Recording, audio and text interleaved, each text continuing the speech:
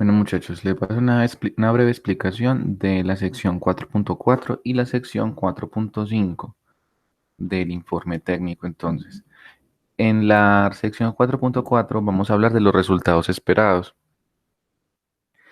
Esos resultados esperados se tienen que elaborar teniendo en cuenta principalmente como tres conceptos o tres partes o tres fases que debe tener este párrafo o este conjunto de párrafos. Deben ser concretos, deben ser alcanzables y deben ser medibles. Entonces, eh, siempre se va a hablar en función del problema. ¿Qué queremos conseguir? Y eso que se va a conseguir estará en función de resolver el problema planteado. Entonces deben ser concretos. Aquí dice que es necesario delimitar el alcance del proyecto. Se debe ser preciso con los que se quiere conseguir. Entonces, ¿por qué debe ser concreto? Porque tienen que decir hasta dónde quieren llegar con el proyecto. Por ejemplo, dependiendo del problema, el problema puede ser muy amplio o vasto, pero con el proyecto o con la implementación del producto se va a conseguir mitigar o disminuir o mejorar una parte o una porción de ese problema. Entonces tienen que definir hasta dónde va a llegar. Por eso debe ser concreto. Debe ser alcanzable porque se tiene que tener en cuenta los recursos que poseemos, ya sea tiempo, dinero o la información, investigación que exista sobre el problema y sobre las posibles respuestas. Entonces, eh, por eso tiene que ser alcanzable. Entonces, tienen que tener en cuenta, aparte de delimitar esa delimitación, cómo se va a alcanzar dependiendo de lo que tengamos, o sea, cuánto tiempo contamos, con cuánto dinero o con qué tecnología, porque si es tecnología que no existe o es muy difícil de encontrar o de implementar, entonces haría que nuestro proyecto no sea alcanzable. Entonces tienen que hablar de eso. Y por último, que sean medibles. ¿Medibles en qué medida? Aunque qué redundancia, pero bueno, me refiero a eso.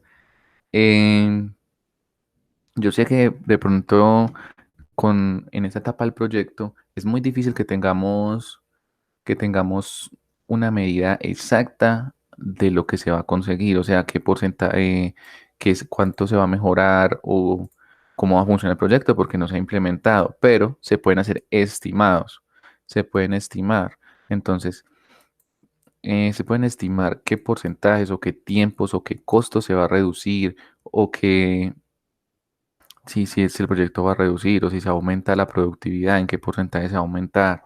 Entonces aquí tienen que hablar de números, tienen que dar una medida estimada o que sea pues como posible de conseguir con el proyecto, que se podría conseguir con la implementación del proyecto. Entonces, ¿qué les recomiendo? Yo les recomiendo que hagan tres párrafos cortos y en cada uno de esos párrafos mencionen el resultado de forma concreta, alcanzable y medible en cada uno. Entonces, uno concreto, en otro alcanzable y otro medible.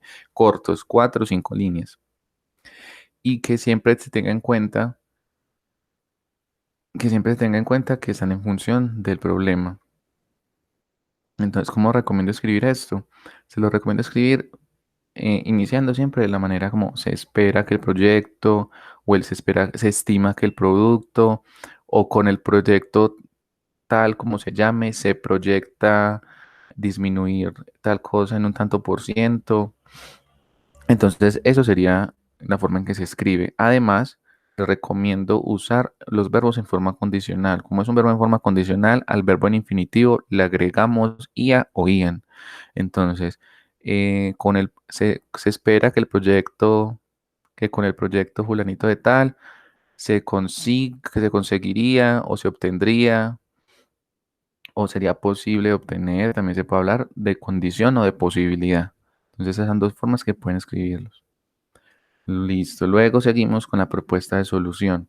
En la propuesta de solución nos vamos netamente a lo técnico y paramétrico. En el anterior hablábamos era de los resultados, qué lo íbamos a conseguir y acá sería como con qué lo vamos a conseguir. Entonces vamos a hablar de lo paramétrico, van a hablar de elementos técnicos. Entonces si su proyecto tiene componentes electrónicos, entonces eh, van a decir cuáles son las fuentes de alimentación, qué tipos de voltajes, qué tipos de corriente. por ejemplo. Si su proyecto tiene elementos hidráulicos, hablan de las presiones, si de las presiones, del caudal, del flujo. Si, por ejemplo, en la parte física van a hablar del tamaño, cuántos centímetros, cuántos metros, cuáles son las dimensiones del producto. Si lo que ustedes quieren reducir volumen, por ejemplo, en algunos de sus casos, qué volumen tiene el proyecto, o sea, cuántos metros cúbicos puede almacenar. Eso es lo que necesitamos especificar. Cuántos kilogramos, cuántos metros de agua, en fin, van a hablar elementos, parámetros técnicos. Y una vez tengan definidas todas esas características, las relacionan con el contexto del problema, explicando cómo responden al problema. Es decir, si su elemento va a almacenar basura, entonces dicen que tiene unas dimensiones de tantos metros por tantos metros y eso va a ayudar. ¿Por qué? Porque los residuos que se encuentran en tal parte están dentro de esos rangos de tamaño y los puede almacenar. Entonces, ¿cuál es el problema? El residuo. ¿Y cómo lo estoy mitigando? Con un contenedor de tantos metros por tantos metros. Entonces ahí ya tuve lo paramétrico orientado a la solución. Y ese sería un resumen de lo que de lo que se hace en estas dos partes, dos secciones del informe técnico.